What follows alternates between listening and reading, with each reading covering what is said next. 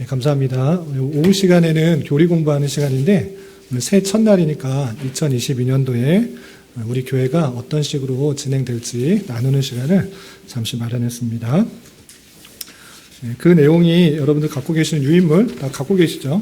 네, 우리 오관수 집사님이 잘 나눠주셨는데 이거를 가지고 참조해 주시면 되고요. 올해 계획은 3페이지와 4페이지가 있습니다. 올해 목회 계획이 이렇습니다. 라는 내용이 3페이지, 4페이지 나와 있는데 이것을 앞서 말씀드리기 전에 앞서서 우리 교회가 어떤 목표와 또 방향으로 나가고 있는지 잠시 나누고 오늘 목회 계획을 나누도록 하겠습니다. 원래는 설립 전에 나눠드렸어야 되는데 함께 나누는 시간을 가졌어야 되는데 여러 가지 사정상 못했던 것 같아서 이번 기회에 함께 나누는 시간을 가지려고 합니다. 여러분들이 교회 설립 멤버이십니다. 설립 멤버이시기 때문에 우리 교회는 어떤 교회다라고 혹여나 다른 분들에게 소개하실 때 이런 특징이 있습니다라고 말씀을 나누시면 좋을 것 같습니다. 1페이지 보시기 바랍니다. 1페이지 보시면 교회 설립 중점 목표. 크게는 두 가지로 나눌 수 있습니다. 교회 설립 중점 목표 1번, 2번이 핵심입니다. 보시면 바른 성경관을 통해 교회를 세우겠다. 우리가 성경 말씀에서 성경 말씀을 기준으로 교회를 세워야 되는데 그냥 성경관이 아니라 바른 성경관을 가지고 교회를 세우겠다라는 그런 목표가 있는 거고요. 두 번째는 말씀이 삶으로 연결되는 성도가 되는 것이 교회의 또 제 사역의 목표인 것입니다. 바른 성경 말씀을 바로 이해하고 그 말씀을 가지고 삶을 살아가는 것, 그것이 교회 설립의 제가 설립을 하게 된 목표인 것입니다. 바른 성경관은 무엇이냐? 세 가지로 정리할 수 있는데요. 누누이 배웠던 것입니다. 웨스트민스터 신앙고백서 첫 번째 할 때도 나왔던 것이고요. 신구약 성경 66권이 정확무오한 하나님의 말씀이며 신앙과 생활의 유일한 기준이다. 정확무오한 하나님의 말씀 그 자체에 무오하다. 그리고 신앙과 생활의 유일한 기준이다. 이거 더 이상 설명하지 않겠습니다. 많이 반복했던 것 때문에. 2번 보시면 종교개혁자들의 성경론, 오직 성경과 모든 성경. 오직 성경을 통해서 그리고 성경 해석하는 데 있어서 모든 성경, 전체 성경 안에서 성경을 보는 그 성경론에 근거해서 개혁교회를 떠받치는 두 기둥으로 성경과 성경에 대한 역사적 고백으로서 교리를 함께 강조하는 것입니다. 성경 중요시하는데 성경 자체, 그것을 더욱더 중요시하기 위해서 역사적 고백으로서의 교리, 성경과 교리를 함께 강조한다는 것입니다. 그리고 성경관의 해석에 있어서 3번을 보시면 16세기, 17세기 종교개혁 시대에 바른 교회를 세우기 위해 성경 말씀으로 돌아가기 위해 힘썼던 개혁 정신을 잘 확인하고 모범적인 장로교회를 세워가는 일을 최우선적인 목표로 교회를 세운다는 것입니다. 바른 교회를 위해서 어떻게 세우느냐? 많은 성경 신학자들도 있고 많은 역사적 노력도 있습니다. 그런데 우리는 어디에 초점을 두느냐? 가장 하나님의 말씀으로 돌아가려고 했었던 때, 그때가 종교개혁 시대라는 것입니다. 중세시대 때 천년 동안의 그 암흑기를 지나서 하나님 말씀으로 돌아가야 된다라고 피를 뿌리며 애썼던 종교개혁 시대의 그 정신들을 더욱더 생각해 보면서 나아가자라는 것입니다. 그리고 말씀이 삶으로 연결되는 성도가 되기 위해서 또 세 가지로 정리했는데, 첫 번째, 사람의 창조 목적을 알아 하나님을 기쁘시게 하며 주변 사람들에게 주님의 사랑을 전파하여 사람들을 유익되게 하는 일에 힘쓴다. 쉽게 말해서 하나님을 기쁘시게 해 사람들을 유익되게 하는 것이 우리의 삶의 목표입니다. 그리고 두 번째, 우리에게 맡겨주신 일이 주님의 소명으로 하라. 소명받았다 했을 때 다 목회자가 되는 것이 아니고 어떤 직업으로 부르신 일, 주어진 자리, 그것이 하나님의 부르심으로 알아서 주님의 뜻에 합당하게 행하고 실천하여 주님의 뜻에 맞게 다스리고 정복하는 하나님 나라의 확장에 힘쓴다. 문화 명령에 할 때 설명했던 것입니다. 넘어가겠습니다. 3번 보시면 구원받은 자로서의 성도의 삶이 누리고 사는 삶이라기보다는 하나님과 이웃을 더욱 섬기라고 주신 기회로 알아 나눔과 섬김의 삶의 자세로 여긴다는 것입니다. 그래서 구원받기 위해서 또는 구원받아서 누리는 삶이 아니라 섬기는 삶이다. 나눔과 섬김으로 삶을 살아가는 것이 하나님의 뜻에, 하나님의 말씀대로 살아가는 삶이다라는 것입니다. 이 두 가지가 큰 중점입니다. 그리고 신학적인 정신에 의해서는 두 가지로 정리할 수 있는데, 칼빈의 5대 강령, 그 다음에 종교개혁의 5대 정신. 여기 밑에 부분은 주보에서 많이 보셨죠? 또 나중에 설명할 때가 있지만 지금 하나하나 설명하기에는 뒷부분이 너무 많기 때문에 그냥 개혁주의의 5대 강령에서 튤립이라고 약자로 쓸 수 있는 그런 내용들을 우리가 갖고 있다. 이것이 개혁파 신앙의 특징인데, 이건 도로트 웨이에서 정립된 것입니다. 그리고 종교개혁 시대 때 5가지 오직이라는 정신이 있었는데, 오직 성경, 오직 은혜, 오직 믿음, 오직 그리스도, 오직 하나님께 영광. 이 정신에 따라서 우리 교회가 나아가는 것이다 라는 것을 알아두시기 바랍니다. 그리고 교회 로고들을 많이 보셨을 텐데 이 뜻을 잘 모르는 경우가 많이 있을 것 같아서 한번 설명해 드립니다. 밑에 보면 빨간색하고 청색의 그런 받침이 있습니다. 두 기둥이 있는데 그것은 아까 말씀드린 것처럼 성경과 교리가 우리 기둥으로, 교회를 떠받치는 두 개의 기둥으로 생각하는 것이고, 그 위에 기도와 성례가 있는 것입니다. 그래서 뜻이 무엇이냐, 어떤 그림이 형상화되냐라고 할 때 두 사람이 이렇게 서로 이렇게 기대고 있는 것을 볼 수 있습니다. 십자가 안에서 서로 하나 되고 기대되고 서로 도움과 영향을 주는 것이고, 그 내용을 쭉 읽어보면 계시의 말씀인 성경과 정통 교리를 두 기둥으로 하여 교회를 세우고, 오직 주님만을 의지하는 마음으로 인격적인 교제를 위해 기도하며 말씀에 근거한 성례를 시행하고, 우리를 죽기까지 사랑하신 십자가의 사랑과 은혜를 중심에 두고 서로에게 힘이 되어주는 성도의 참된 교제의 모습을 통해 이웃에게 주님 사랑을 전하는 모습을 형상화 표현한 것이다. 됐습니다. 그래서 왜 이런 것을 하냐면, 여러분들이 말씀드린 것처럼 설립 멤버이시기 때문에, 교회 설립 멤버이기 때문에 교회에서 물어보면 목사님한테 물어보세요. 이게 아니라 자신 있게 우리 교회는 어떤 교회다. 그리고 이런 것을 중점에 두고 있다라는 것들을 알고 있어야 된다는 것입니다. 이 페이지 보시면 중점 목회계획과 실천 방향이 있습니다. 이런 정신 아래 제가 어떤 것을 중점으로 두는가, 요 주보에 나와 있습니다. 요 주보 다 갖고 계시죠? 주보 보시면 그림이 5개 있는데 이거 아무 의미 없는 게 아니고 제 사역의 중점인 것입니다. 그것을 이렇게 표현한 것입니다. 보시면 성경도 있고, 두 번째 그림 뭐 같아요? 어떤 사람이 나타나는데 혹시 아시는 분 있어요? 이 그림 보신 적 있으세요? 사람이 알아요? 몰라요? 웨스트민스터 총회를 그려놓은 것입니다. 그래서 웨스트민스터 신앙 고백서가 나올 때 이런 모습을 그려놓은 것인데, 교리를 뜻하는 것입니다. 세 번째는 기도, 네 번째는 뭐예요? 빵하고 잔이 있죠? 성찬, 성례. 그리고 마지막 그림은 뭐 같아요? 나눔, 공동체, 서로 교제하는 것. 이것을 목표로 둔 것입니다. 이것을 사용 목표로 뒀기 때문에 그림을 그린 것이고, 그것에 대해서 잠깐만 소개해 드리도록 하겠습니다.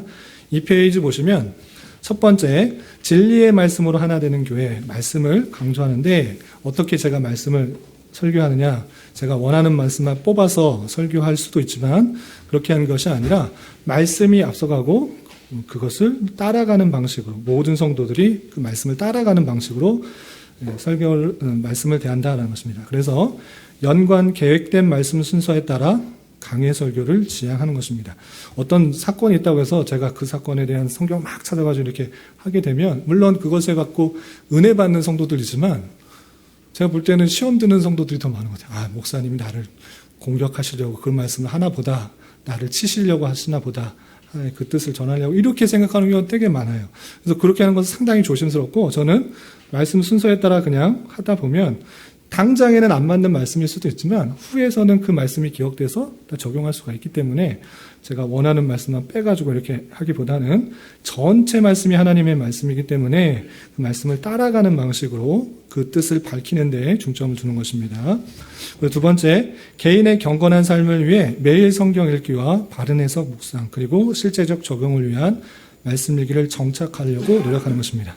아직 신앙생활을 오래 하신 않으신 분들은 성경 읽는 자체가 힘들 수 있어요. 이게 무슨 뜻인지도 모르고 배경도 잘 모르고 단어도 뜻도 모르고 성경 자체가 옛날 번역된 것을 조금 바꿨기 때문에 뜻을 이해하기도 쉽지가 않는 경우가 있어서 초신자들에게는 한 장씩 한 장씩 읽어 주십사 그런 훈련들을 하는 것이고, 그리고 또 신앙생활을 오래 하신 분들은 그 한 장에서 나와 있는 내용 중에 몇몇 한 구절 그것을 빼서 읽기보다는 전체 장의 주제가 무엇인지를 아는 것이 중요하다.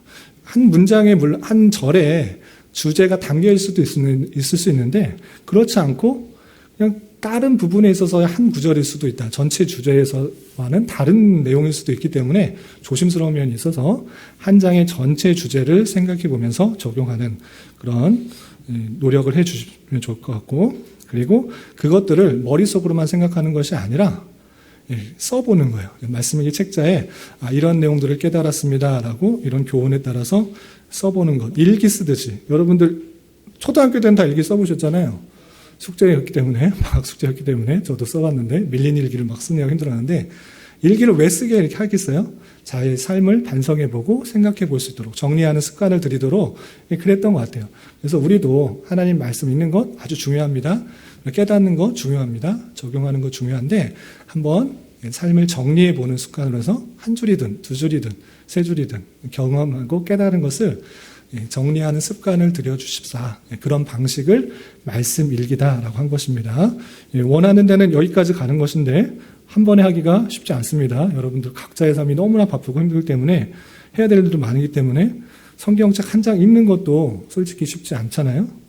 우리 학생들도 있는데, 그런데 한 장씩은 읽으면 10분 이상 걸리지 않기 때문에 한 장 읽는 것 읽어보시는 분은 아시겠지만, 하루 24시간에 10분조차 말씀 읽는 것을 게을리한다?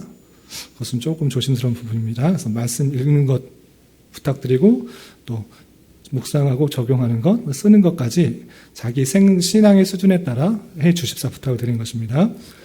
그리고 어린아이부터 어른까지 온 교회가 같은 말씀 본문을 묵상하고 함께 교훈을 생각하는 것입니다. 어린이라고 해서 시편만 읽어, 아니면 요한복음만 읽어, 잠언만 읽어, 이런 거 없습니다. 어렵더라도 힘들더라도 미리미리 대해야지 그것을 자연스럽게 받아들일 수 있는 것입니다. 한 가지 신기한 것은 요한계시록, 수요일날 요한계시록 공부하는 거 아시죠? 요한계시록 공부하는데 제 사모적이지만 어른들은 힘들다고 하는데 오히려 시호가 요한계시록이 쉽다고 구조니 상징이니 뜻하는 것을 술술술 요한계시록이 너무 쉽다고 그렇게 말하는 것 같습니다. 그러니까 어린들 생각에는 힘들다 생각할 수 있는데 오히려 어린이들이 흡수가 더 빠를 수 있어요. 더 발달하는 거기 때문에 그건 수준에 따라서 우리 기울 수 있다. 그래서 어린이들도 온 교회가 같은 말씀을 가지고 한 말씀으로 묵상하고 한 교훈에 따라 함께 성장하자. 제가 이제 가정 예배를 드리는 것도, 주일 예배를 가정 예배로 드리는 것도 물론 교회 학교 담임 부임하신 강도사님이 계시지만 함께 예배를 드리면서 어른들이 어떻게 예배 드리는지를 보고 배우는 거예요. 가정 예배를 또 함께 드리고 또 함께 말씀을 묵상하면서 그 예배의 본질과 모습과 이런 것들을 잘 훈련할 수 있도록 어린아이부터 어른까지 한 말씀을 묵상하고 함께 나누도록 하는 것이 제 목회 방향입니다. 그리고 삶으로 드러나는 교육이 있는데, 교리교육 해야 되는데 머리로만 하면 아무 소용 없다는 것입니다. 삶으로 드러나자. 실제 그런 삶을 살아가자는 것입니다.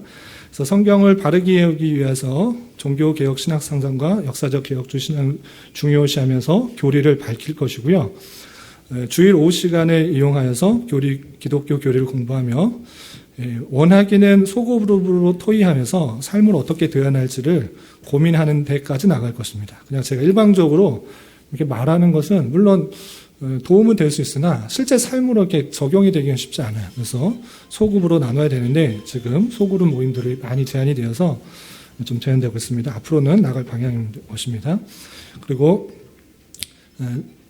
역사적 정통 교리 및 개혁주의 신앙고백서로서 사도신경, 스코틀랜드 신앙고백서, 벨직 신앙고백서, 도르트 신종, 하일델베르그 요리문답, 웨스트민스터 신앙고백서, 대소요리 문답을 존중히 열고 배운다 하였습니다. 처음 시작은 웨스트민스터 신앙고백서였는데 앞으로는 시간의 감에 따라 계속적으로 여러 가지 신앙 고백서들을 살펴볼 것입니다. 그래서 그 내용을 통해서 성경을 바로 이해할 수 있도록 이런 것들을 순차적으로 배우려고 하고 있고요. 그리고 세 번째는 기도입니다. 하나님의 개혁교회에 있어서 많이 기도가 부족을 해요. 그러니까 하나님께서 주권적으로 다양하시기 때문에 기도할 필요가 있나? 새벽 기도해야 되냐? 그거 뭐 정한숙 떼어놓고 기도하는 것도 아니고 왜 그렇게 하느냐라고 할 때 그렇지 않습니다. 개혁파 신앙을 갖고 있는 그런 신앙의 선배들은 기도에 무척이나 애를 썼습니다. 칼빈도 그렇고 기도에 아주 힘쓰는 사람입니다. 그래서 평소에 기도를 많이 할 수 있으면 새벽 기도 안 나오셔도 됩니다. 새벽에 꼭 나오라는 말씀이 아니고 가장 이른 시간에, 가장 고요한 시간에, 가장 하루에 먼저에 저는 하나님의 뜻을 구하고 또 기도하겠다, 모든 것들을 나아가겠다라는 의미로서 새벽에 기도하는 것이고, 그것이 공로가 아니고 내 뜻을 이루기 위한 외침도 아니고 하나님의 뜻을 구하기 위해서 말씀을 생각하고 그 말씀대로 살아가겠다고 기도하는 수단으로 삼는 것입니다. 그래서 기도는 은혜의 수단이요 하나님의 사역의 통로로 알아 매일 기도를 통해 주님께서 모든 것을 맡기고 의지하며 하루를 시작할 수 있도록 노력하는 것이 권면사항입니다. 그런데 각각의 형편상 도저히 그럴 수 없는 분들이 많이 있습니다. 다 나와야 된다 이렇게 말하지 않습니다. 저는 밤형 인간이어서 아침잠이 너무 많습니다. 이런 분들 안 나오셔도 돼요. 특히 우리 사모 저하고 반대적인데 저는 아침잠이 없고 아내는 아침잠이 많고 밤에는 저는 일찍 자야 되는데 늦게 자고 안 맞아. 그런 사람들 다 새벽 기도 나와야 된다 강제하지 않습니다. 그것이 하나님께 무엇을 끌어내는 수단이 아닙니다. 가장 편한 시간에 또 가장 하나님의 말씀을 묵상할 수 있는 시간에 기도에 힘쓰는 그런 자가 된다. 그것이 기도가 은혜의 수단이고 하나님께서 기도를 하게 하시고 역사를 하신다 하는 것입니다. 그리고 새벽 기도의 시간, 금요일 기도의 시간을 통해 개인의 기도 제목뿐만 아니라 교회, 사회, 나라, 세계 여러 가지 장면을 문제로 놓고 함께 기도하는 것을 계속적으로 하려고 합니다. 공적 기도 모임에 참석하지 못할 경우 개별 기도 시간을 정하여 쉬지 않고 기도하며 모든 일에 있어 기도보다 앞서지 행하도록 하는 것이 우리 교회가 나가는 기도의 방향입니다. 그리고 네 번째, 지금 잘 못하고 있는 것 중에 하나가 이제 성찬인데, 바른 성례와 권징을 신실하게 시행하는 것. 이것은 교회의 표지입니다. 바른 말씀뿐만 아니라 성례와 권징. 이 세 가지가 교회의 표지입니다. 이것이 없을 경우에는 교회가 아닌 것입니다. 그냥 친교단체인 것입니다. 믿는 사람끼리 그냥 즐거워하는 것인데, 그것 외에 교회가 반드시 해야 되는 것이 성례와 권징입니다. 그래서 1번 보시면 보이는 말씀으로서의 성찬의 중요성을 잘 깨닫고 자주 시행하여 그 의미를 되새기며 풍성한 은혜를 나눈다 되어 있는데 갑자기 코로나가 생기는 바람에 식사도 제한이 되고 또 성찬도 중단하게 되었습니다. 그런데 지금 아시다시피 말 안 하시다시피 지금 먹고 마시는 것이 있는데 언제까지 그만둬야 되나 고민이 되고 있습니다. 성찬의 중요성을 잘 갖고 하루속히 또 시행할 수 있도록 고민해 봐야 될 것 같습니다. 조심스럽게 또 방역 수칙들이 어겨지지 않는 방편에서 어떻게 할 수 있는가 고민되어야 될 부분인 것 같습니다. 그리고 공적인 세례를 통해서 주님의 한 권속으로 함께됨을 진심으로 기뻐하며 축하한다 하겠습니다. 우리 지난 반기 때 우리 입교한 우리 하영이 함께 많은 사람들이 함께 축하해줘서 좋았죠? 그냥 입교를 했든 말든 아무 상관이냐 이것이 아니고 온 교회가 정말 축하할 일이에요. 유아세를 받는 일, 온 교회가 축하해야 되고 감사할 일인데 그렇게 함께 축하하는 공동체성을 길렀으면 좋겠고 또 3번 보시면 교회의 거룩성과 사랑으로 성도를 온전하게 세워나가기 위한 말씀과 교훈에 따라 원리에 따라 당회가 제가 마음에 들지 않는다고 누굴 권징하는 것 잘못된 것입니다. 당회가 직접 질의를 하는 것이 아니고 당회가 질의회를 열어 권징의 사실들을 검토한 이후에 바르게 적법한 절차에 따라서 권징을 하도록 되어 있습니다. 그것은 여러분들 운영 규정을 따라서 시행하도록 되어 있습니다. 이것이 시행되어야지만 교회의 거룩성이 지켜진 것입니다. 그래서 올바른 성도는 무엇이냐? 권징을 당했다고 나가는 것이 아니라 권징을 잘 받는 성도가 제일 중요한 성도입니다. 마찬가지로 하나님의 말씀을 통해서 내 죄악을 지적받고 또 고난과 연단을 시키실 때 그것을 원망과 불편한 것이 아니라 그런 어려움이 있을 때 내가 잘못한 것이 무엇인가, 내 죄가 무엇인지를 살펴보는 것, 그것이 올바른 성도의 모습입니다. 그래서 교회가 권증을 실행하는 데 있어서 당회가 반드시 필요하다. 그렇게 하기 위해서는 우리 교회에 당회가 빨리 세워져서 조직교회가 될 수 있도록 함께 애를 써줘야 됩니다. 지금은 권증이 실행되지 않고 있는 그런 교회의 모습이다. 되시면 되고요. 5번째, 공동체성을 회복하고 이웃사랑을 실천하는 교회입니다.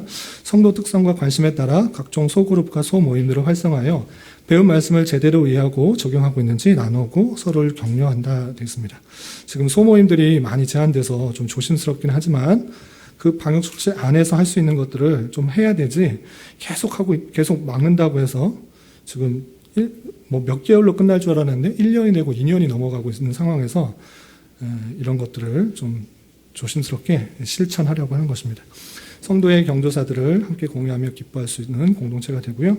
각자 주어진 자리에서 하나님 말씀대로 사는 것과 지역사회에 소외된 자를 위하여 관심과 실제적 나눔을 실천하여서 이 땅에서 하나님 나라의 회복을 노력한다라는 것입니다. 그 일 예로서 얼마 전에 우리 성탄 헌금을 물론 우리 교회의 재정적인 부분을 쓸 수도 있었습니다. 그렇지만 받은 사랑들, 우리 이웃 사랑들을 실천하자. 우리에게 주변 사람들의 어렵고 힘든 사람들을 돕자라는 측면에서 마음을 많이 모아주셨고 또 필요한 곳에 헌금을 하였습니다.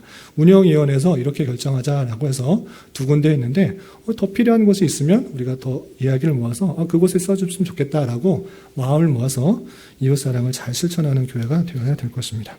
여기까지가 큰 틀이고요. 3페이지, 4페이지가 오늘 핵심입니다. 3페이지 보겠습니다. 2022년도 목회 계약입니다. 개척 1년 차에는 하나님의 은혜를 깊이 경험하자라고 했고, 두 번째 작년이었죠. 하나님의 뜻을 알아가기에 더욱 힘쓰는 교회로 했는데 3년 차 2022년도에는 정착의 해로 잡았습니다. 그래서 주 안에서 견고히 뿌리를 내리고 믿음에 굳게 서는 교회. 우리가 뿌리가 굳게 서 있어야지 바람에 안 흔들리고 많은 열매를 맺을 수가 있고 많은 어려움과 환난 속에서도 잘 견디고 일어날 수가 있는 것입니다. 그런 개인과 성도들이 되어야 되는 것입니다. 그리고 많은 분들이 저희 교회를 보고 코로나 중에서 되게 많이 부흥했다, 성장했다 라고 많이들 격려를 해주셨어요. 여러분들도 보시기에도 또 2년밖에 되지 않았는데 성도들이 많이 오셨다라고 했는데 저의 관심과 생각은 교회 부흥이라고 해서 교회당이 확장되는 것을 원하는 것이 아닙니다. 그리고 교회 성도 수가 많아지면 좋겠지만 그런 것에도 저는 많은 관심이 없습니다.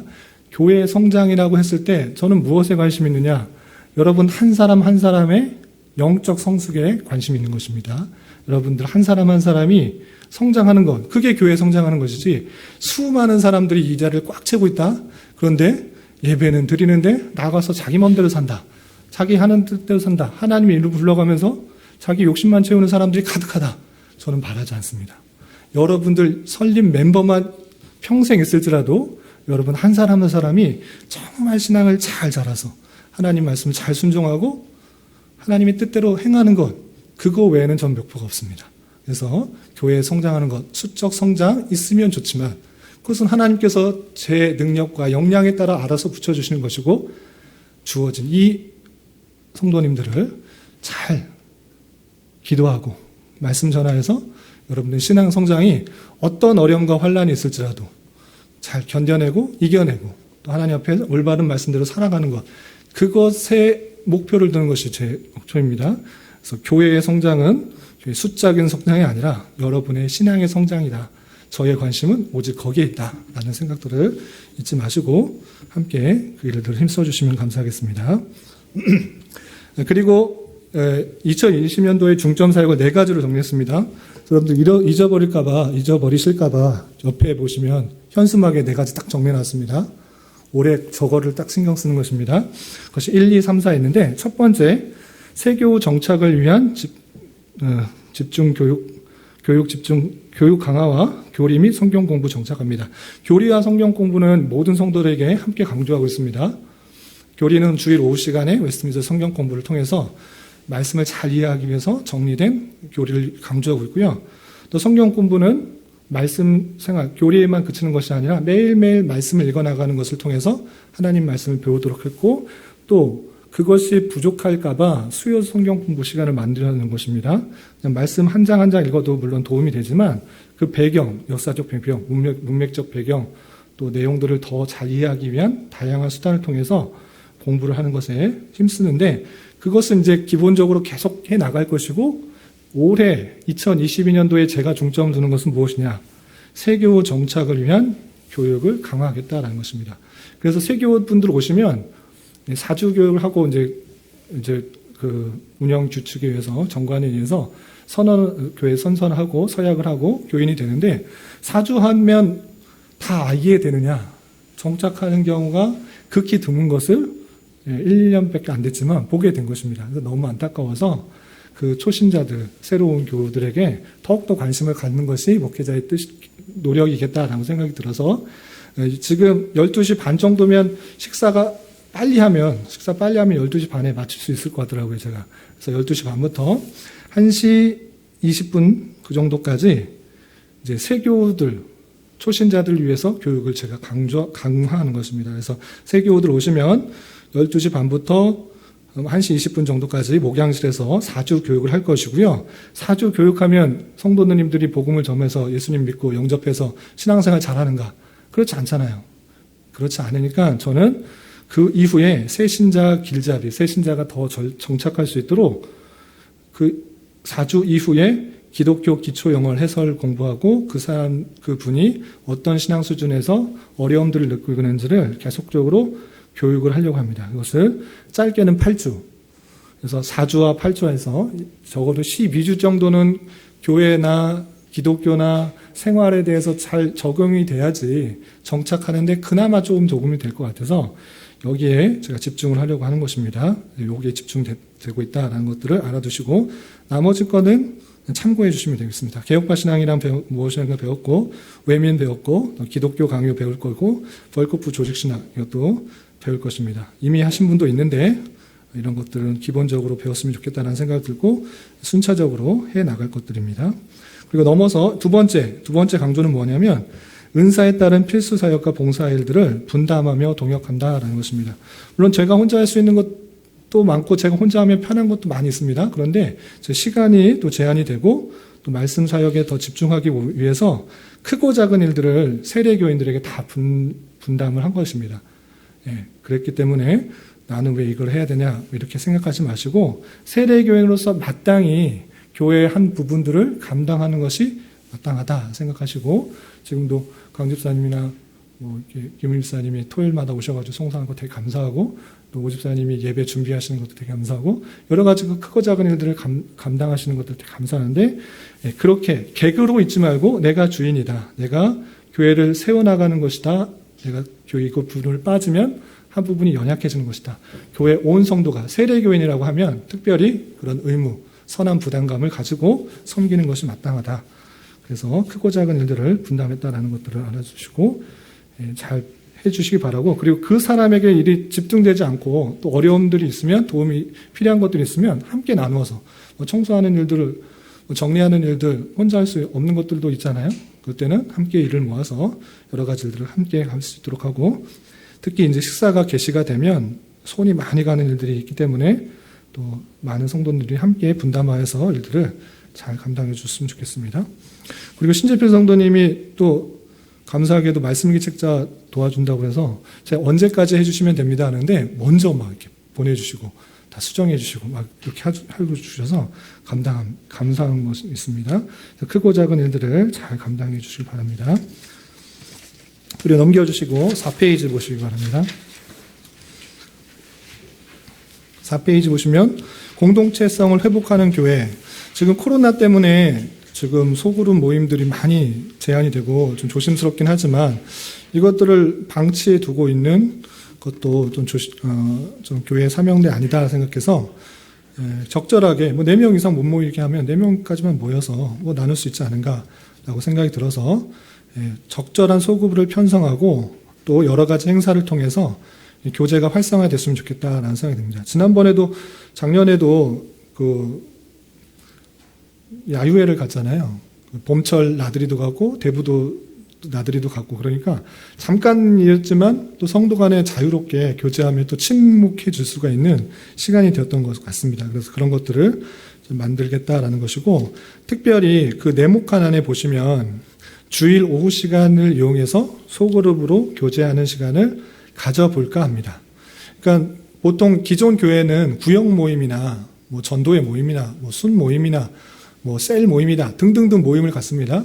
근데 그렇게 하기 때문에 교회는 꼭 그렇게 해야 된다라는 법칙은 없습니다.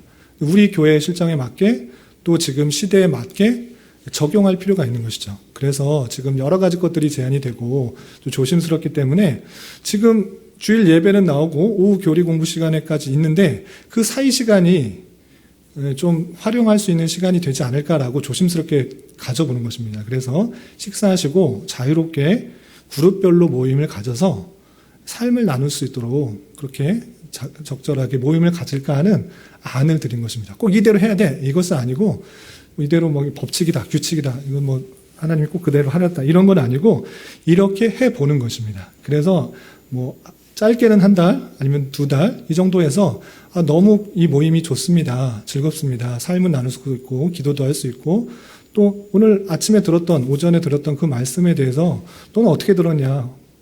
뭐 이거 잘못된 것 같은 뭐 목사님 이상하게 말씀하신다. 이렇게 뭐 뒤에 흉볼 수도 있고 뭐 그렇게 뭐 흉보는 건 아니고 예를 들어서 또 남에서 뒷담화하는 이야기가 또 꼭 그러는 건 아니고 하여튼 예를 들어서 자유롭게 말씀 안에서 교제할 수 있는 시간을 마련해 드리고 싶은 것입니다. 그래서 물론 그냥 자유롭게 그냥 혼자 있고 싶으신 분도 계시고 또 그냥 편한 사람들과 그냥 아는 사람만 교제할 수 있는데 이렇게 한번 시도를 해보는 것입니다. 그래서 모임이 이렇게 하는 게 더 좋겠습니다. 아니면 부부별로 하는 게 좋겠습니다. 아니면 좀 자유롭게 섞어서 했으면 좋겠습니다. 라고 안을 주십시오. 이렇게 정착된 게 아니고 정착되어가는 과정이니까 우리 교회의 실정에 맞춰서 나눔을 어떻게 해야 될 것인가, 소그룹은 어떻게 해야 될 것인가, 일률적으로 연령대로 끊을 것인가, 아니면 지역별로 그룹으로 나눌 것인가 등등은 다양한 의견들이 있으니까 1차적으로는 그냥 연령대별로 좀 비슷한 연령대로 묶어놨으니까 이렇게 모임을 가져주십시오라고 부탁을 드린 것입니다. 꼭 이대로 해야 됩니다라고 아니고 뭐 한 달 정도 해보면 좋은 것도 있을 수 있고 뭐 고쳐야 될 것도 있을 수 있습니다. 그래서 안을 주시면 또 새롭게 변화해서 우리는 그냥 밖에서 그냥 예배 끝나고 알아서 모이겠습니다. 뭐 이렇게 할 수도 있고 아니면 우리는 주중에 모이는 게 더 편합니다. 라고 할 수도 있고 등등의 모임을 가져줍시다. 이렇게 한 것이고 자 그룹별로 밑줄 쳐 있는 부분이 있는데 이분들이 부탁을 드리기에는 그 모임을 좀 이끌어 가십사. 장과 부장, 부반장, 반장, 부반장 뭐 이런 듯이 이분들이 꼭 하셔야 되고 이분들 도저히 못 하시겠다. 나 이렇게 모임을 이끌어하는 것이 너무 부담이다. 하시는 분들 있으면 다른 분들에게 양도하셔도 되겠고 또 연령대가 좀 높으신 분들을 세워드렸으니까 그분들이 좀 모임을 리드해 나가고 아니면 그 모임에서 장을 또 뽑으셔도 되고 자유롭게 이분들에 의해서 해주시면 좋겠습니다. 그리고 중고등부와 유초등부도 모임을 좀 가질 수 있도록 그렇게 해주시면 좋겠습니다. 우리 중고등부 특히 민우는 없지만 둘이 하집사님과 하집사님이 좋은 교재를 또 마련하셨으니까 공부도 하고 나누고 또 하집사님이 그 중고등부만 10여 년 하셨기 때문에 그 마음들을 잘 아시라 생각됩니다. 또 도움을 받으시고 할 수 있는 시간 되길 바랍니다. 그리고 2번 보시면 전반기, 후반기, 후자가 빠졌는데 후반기 야유회를 가지려고 하고요. 생일 축하는 좀 바꾸겠습니다. 생일 축하 앞에서 나왔는데 물론 그런 방식으로 축하할 수도 있는데 원래 시작한 것은 개척한 지 얼마 안 돼서 성도님들 별로 없는데 그 축하하는 그 의미였는데 성도님들 많이 넣어서 앞에 나오기도 좀 쑥스럽고 그런 것도 있어서 이제 생일 축하는 월말에 했던 생일 축하는 안 하도록 하고요. 카톡으로 개별적으로 축하해 주시고 가까우신 분들은 격려해 주시면 좋겠습니다. 그리고 또 코로나 때문에 어떻게 될지 모르겠는데 전교인 여름 수련회를 통해서 교제와 나눔을 가는 것을 항상 목표로 잡고 있습니다. 작년에도 못했고 그전에도 못했는데 목표는 코로나가 상황이 좀 잦아져서 수련을 통해서 친밀하게 교제할 수 있는 시간 멀지 않은 곳에서 또 그렇게 하면 좋겠다라는 생각을 갖고 있습니다. 우리 식사 교제 및 성찬 재개는 코로나 변경에 따라서 좀 다시 실시하려고 하고 있고요. 성찬식은 의미가 있는 것이기 때문에 중요시 생각하고 있습니다. 그리고 루프탑 피크닉은 또 날씨 좋으면 위쪽 공간이 많이 있기 때문에 4월, 9월에는 좀 하려고 하고 있고요. 또 이 식사 재개가 되면 수시로 또 점심 식사를 우리 조대현 집사님이 후원해 주시면 고기 파티도 뭐 하고 그럴 예정이 있습니다. 그리고 신방은 봄철에 가정별로 하고 있고요. 봄철은 4월 17일 부활주일 이후에 날 따뜻해지면 하라고 하고 있고요. 가을철에는 신청자에 의해서 신방을 하도록 하겠습니다. 그리고 신방하는 게 혹여나 부담이 될까봐 교회 재정으로 편성되어 있기 때문에 혹여나 그런 것 때문에 부담을 갖지 않으시면 좋겠습니다. 그리고 마지막입니다. 마지막으로 관심 있는 것, 중점을 둔 것은 다음 세대를 위해 관심과 교육을 집중하는 것입니다. 그래서 운영위원회에서 함께 마음을 모아서 교육자를 청빙하게 되었고요. 그래서 교육자 우리 김상무 강사님 통해서 아이들이 더 교육을 잘하고 또 오후 시간에 다 재미없고 졸리고 특히 어린이들은 집중하기 힘들었는데 아이들 수준 맞게 재밌게 놀기도 하고 또 즐겁게 시간을 가져서 또 수준에 맞는 그런 교육을 하고 교리 교육도 수준에 맞춰서 이렇게 하려고 합니다. 그리고 작년과 같이 연 2회 장학 증서 및 장학금을 지급하려고 하고 있고요. 지금까지는 재정이 괜찮은데 혹여나 더 많아지면 어떠나 교회 학교가 더 부흥이 돼서 또 많아지면 어떻게 되나 그러면 좀 생각을 해봐야 됩니다. 지금 크지는 않지만 적은 돈이지만 함께 장학금을 지급했는데 아주 많아지면 요즘 선별해야 될 가능성이 있고 또 여러분들이 장학 헌금을 많이 하지 않으면 좀 어려울 수가 있어서 지금까지는 그냥 하기로 운영위원회에서 결정했습니다.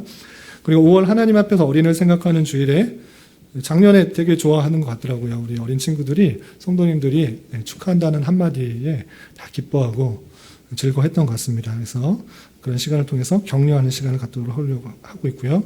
그리고 여름방학, 겨울방학을 통해서 성경학교를 하려고 합니다. 그래서 기독교 세계관 교육을 하려고 하고 우리 첫 번째는 창조의 신비에 대해서 했고 창조에 대해서 배웠고요.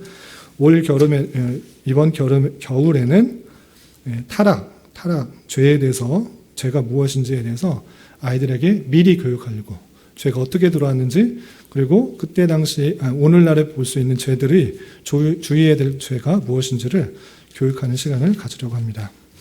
근데 지금 코로나 때문에 조심스러워서 좀 보고 있는데 1월 22일에 예정 중에 있습니다. 위해서 기도해 주시기 바라고요.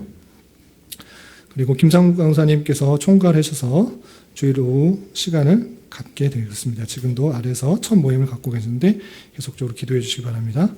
그리고 매주 금요 기도회 시간에 아이들을 위해서 기도하고 있다는 생각들을 가지시고 함께 참여하지는 못하더라도 우리의 자녀, 앞으로의 교회가 이끌어갈 그런 성도들을 위해서 함께 기도해 주시면 좋을 것 같습니다. 여기까지가 중점사항이고 월별 주제 및 연례 행사는 참고해 주시기 바랍니다. 1년 동안에 이런 행사들이 있고 이런 말씀을 읽어나간다라는 것들을 염두에 두시면 되겠습니다. 혹시 질문하실 것이나 또 여쭤보실 것이 있으면 지금 제가 설교하는 시간은 아니고요. 함께 나누고 이야기하는 시간이니까 부담 갖지 마시고 이야기해 주시면 감사하겠습니다.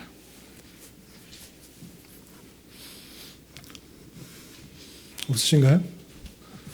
여기에는 없는데 딱 두 가지만 더 말씀드리겠습니다. 첫 번째는 헌금 문제입니다.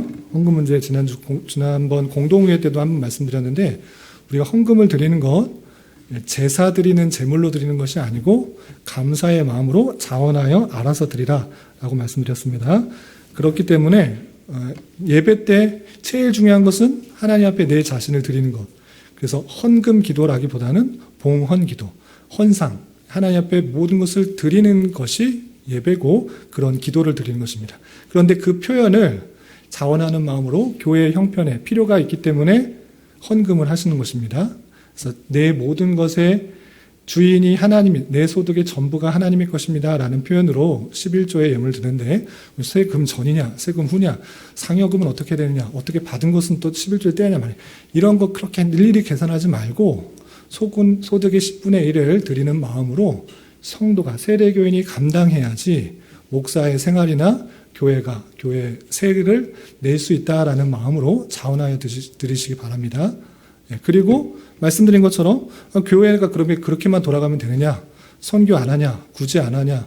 장학 안 하냐? 해야 될 일들이 많이 있습니다. 그럼 목사가 우리 교회는 선교를 해야 돼 하고 헌금의 절반을 떼어서 알아서 헌금하고 후원 선교사 주고 이렇게 하는 방식으로 안 하겠다. 물론 운영위원회에서 토의를 하겠지만 그런 방식보다는 전체 성도가 하나님께서 주시는 방식에 의해서 자원하는 마음으로 헌금을 하시라 말씀드렸습니다. 그래서 장학의 마음을 주시면 자기 소득에 의해서 10분의 1을 떼도 되고 100분의 1 떼도 되고 아니면 장학에 대한 형편이 안 되게 되면 안 내겠다. 상관없습니다. 하나님께서 마음 주시고 형편을 주시는 대로 헌금을 하시라. 그 모인 마음이 모여야지만 저희가 이제 하나님의 뜻을 행할 수 있는 것입니다. 우리 성도님들이 너무 선교에 열심히여서 선교음을 이렇게 많이 나네? 그러면 이만큼을 예산으로 잡아서 후원 선교사님 10명을 도울 수 있겠구나. 10명을 도울 수 있는 것이고, 아니, 1명을 도울 수 있는 거구나.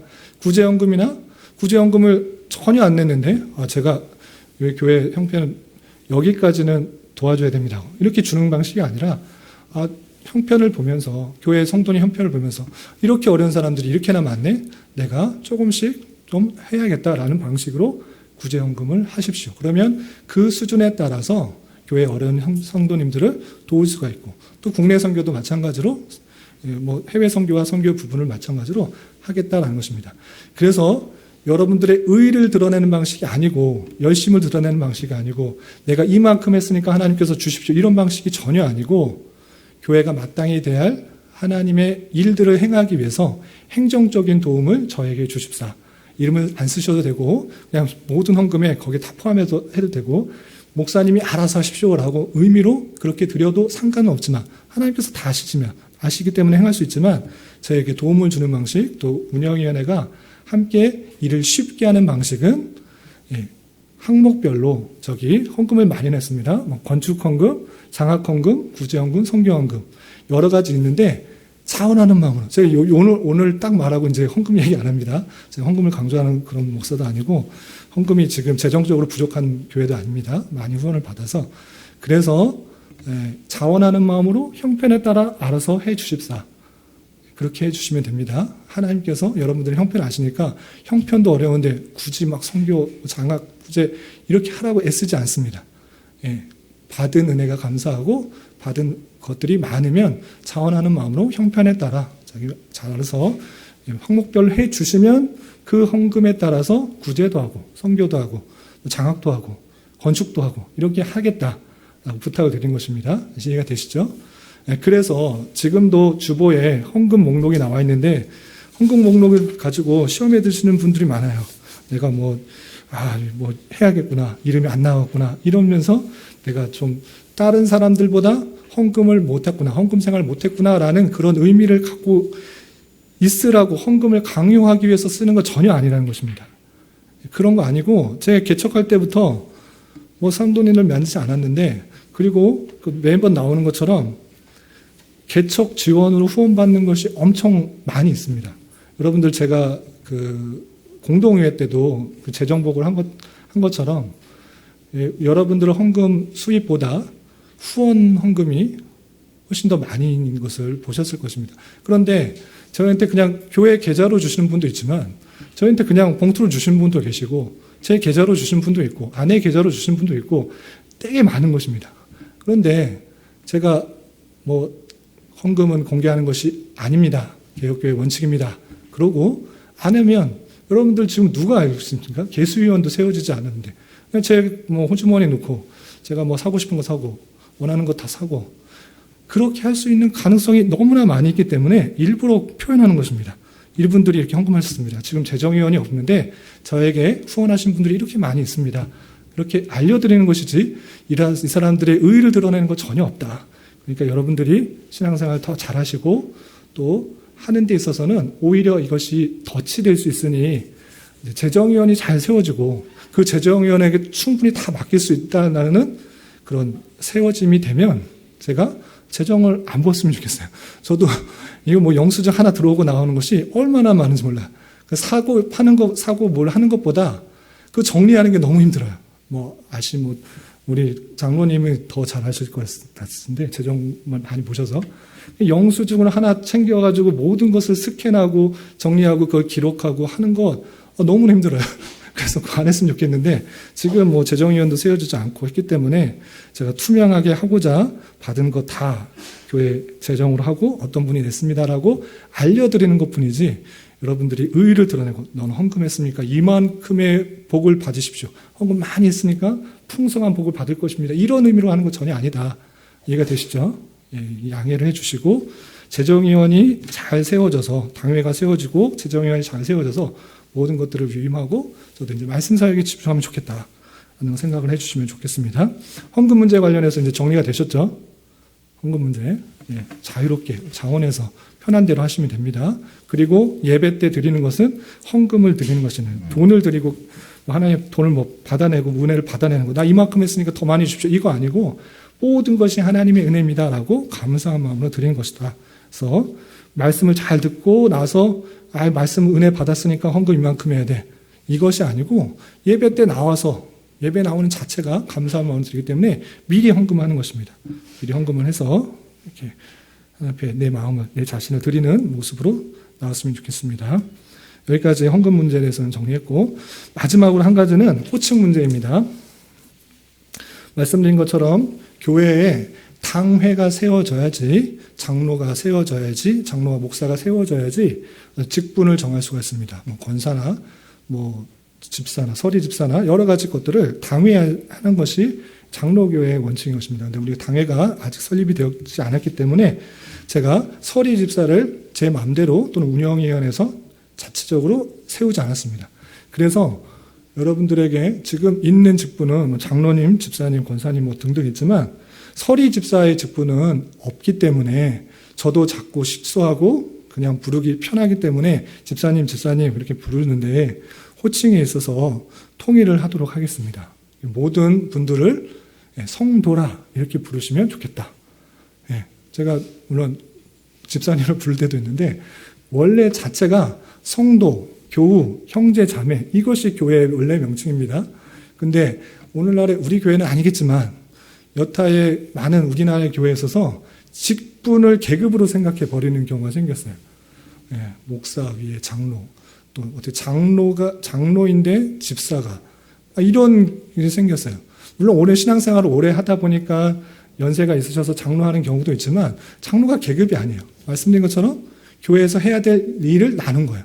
목사가 하람이보다 높지 않아요. 그냥 목사와 하람이하고 똑같은 성도예요. 교우고. 그런데 저에게는 무슨 권위가 있느냐?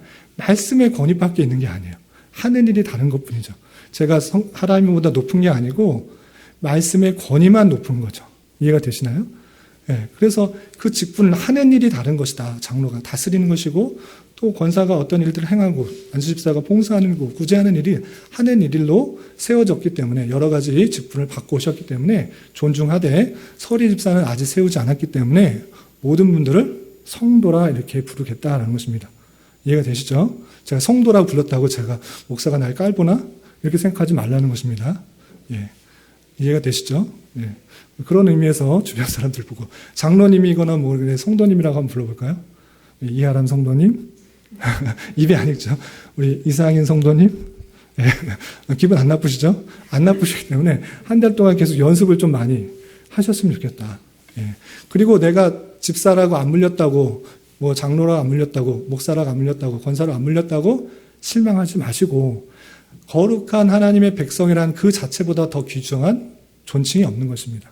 너희는 성도라고 그랬지 성도인 것을 강조해야 되지 그 직분을 가지고 계속 계급으로 생각하고 나는 권사인데 장로인데 목사인데 막 이렇게 누르려고 하는 거 아니다. 서로 섬기고 존중하는 것이다. 이해가 되시죠? 교회 안에서 높아지려고 하지 말고 낮아지시라. 섬기시라. 이것을 부탁을 드립니다. 그래서 직분자들은 뭐 그렇게 불릴 수 있는데 서리 집사님들은 제가 성도님이라고 불러도 양해를 주십사라고 부탁드리고 그리고 새로 오신 분들 예수님 믿었는지 안 믿었는지 잘 모르시는 분들은 제가 교우라고 이렇게 칭하겠습니다. 한 교회에 오신 친구라 그래서 교우라고 불리고 또 특별히 결혼하지 않으신 그런 분들에 대해서는 형제 자매라고 이렇게 칭하도록 하겠습니다. 그래서 그 호칭의 문제에서 너무 시험에 들지 마시고 그것이 계급처럼 생각하는 것은 조심스러우니까 그것을 피하는 방식으로 좀 노력을 함께 해 주십사 부탁을 드립니다. 이해가 되시죠? 그래서 성도 이렇게 들렀다고 해서 목사님 무시한다, 저 사람이 나 무시한다 이렇게 생각하지 마시고 교회 안에서는 섬기는 자다, 섬기는 자 모두가 평등하다라고 이해해 주시면 되겠습니다. 여기까지 말씀드렸는데 혹시 말씀하실 것이 있으시면 얘기해 주시면 감사하겠습니다.